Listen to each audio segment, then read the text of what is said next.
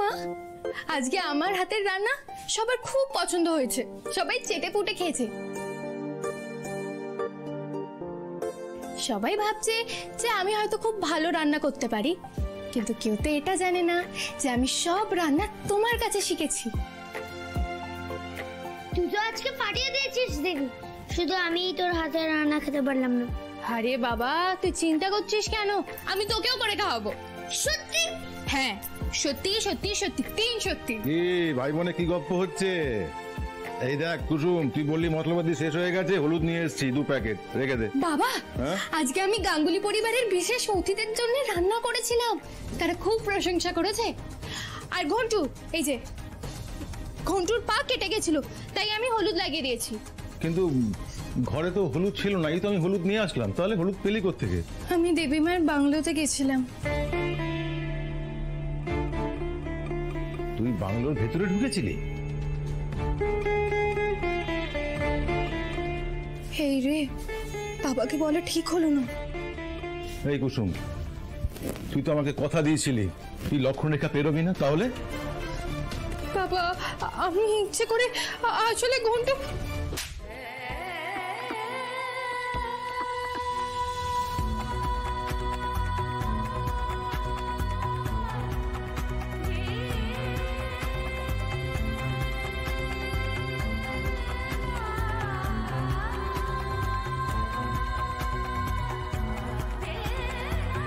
বাবা প্রথমবার দিদির গায়ে হাত তুললো। আজকে কুসুম না থাকলে এত রান্না যে কে করতো সেটাই ভাবছি। সত্যি দীপালি দি, ওই মেয়ের হাতে না জাদু আছে। আচ্ছা শোনো, এই কথাটা যেন এই বাড়িতে কেউ না জানতে পারে।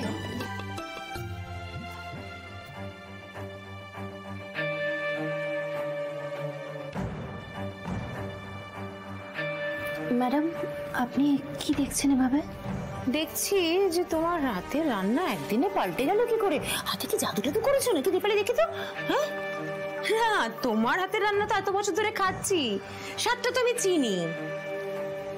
সত্যি করে বলো তো, কে রান্নাটা করেছে? আমি করেছি ম্যাডাম। একদম মিথ্যা কথা বলবে না দীপালি, সত্যি করে বলো কে রান্না করেছে। ম্যাডাম আমি সত্যিই বলছি, রান্নাটা আমি করেছি আজ। তাহলে শুধুমাত্র আমার খাবারটা নুনে পোড়া হলো আর বাকিদের রান্নাটা ভালো হলো, কি করে হলো সেটা? ছোট ম্যাডামের খাবারে বেশি লবণ ছিল। কই, আমাকে তো কুসুম কিছু। এই ননি, তুমি বলো তো আজকে রান্নাটা কে করেছে? দীপালি দি রান্না করেছিল, তাছাড়া আর কে করবে? বাহ, সবাই এক সুরে গান গাইছে, নাইস। তুমি তো কয়েকদিন হলো এ বাড়িতে জয়েন করেছো। হ্যাঁ। সত্যি করে বলো তো কে রান্না করেছে? দীপালি দি। আমি শিওর এরা সবাই মিথ্যে বলছে। শোনো, এরা কিন্তু বহুদিন ধরে কাজ করছে এ বাড়িতে, তুমি মাত্র কয়েকদিন হলো এসেছো। মিথ্যে কথা বলো না, সত্যি করে বলো কে রান্না করেছে, না হলে কিন্তু দিদিকে বলে গাড় ধাক্কা দিয়ে বের করে দেবো। কি হলো, কানে কথা যাচ্ছে না? বলো কে রান্না করেছে। কুসুম।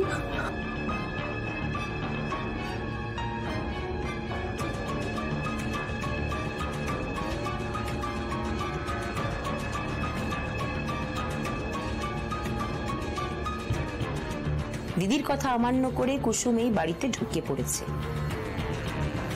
এবার দেখো এই 2 টাকার ড্রাইভারের মেয়ের আমি কি অবস্থা করি।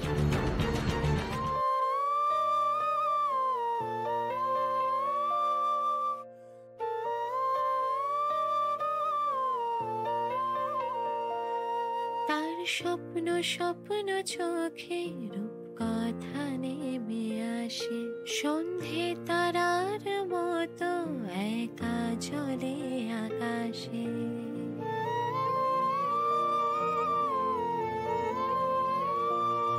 তার গান শুনে ছোটাকি গুনগুন করে বাতাসে, সেই রূপ কথা দেবী মায়ের আশীর্বাদ আমার কাছেই থাকুক।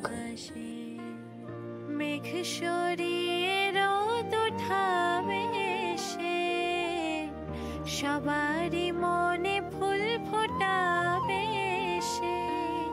চাঁদ উঠেছে, ফুল ফুটেছে কদম তলায় কে, মেঘ সরিয়ে আসছে দেখো কুসুম নামের মেয়ে।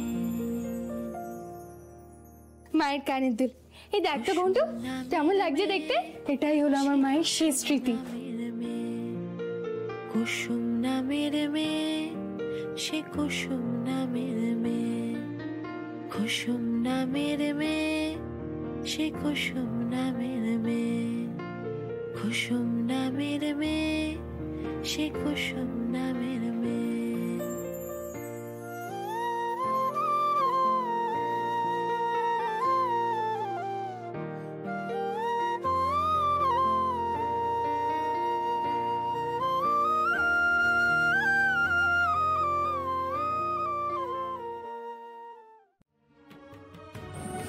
বাবা, তোমার দেওয়া কথা আমি রাখতে পারিনি। আমি চাই না তুমি আমার জন্য টেকুমার কাছে বকা খাও, তাই আমি চলে যাচ্ছি। তোমরা ভালো থেকো বাবা। একা মন আকাশে রামধনু চায়, চুপি চুপি নিজেকে কষ্ট বোঝায়, গোধূলি রং চুই সন্ধে নামে।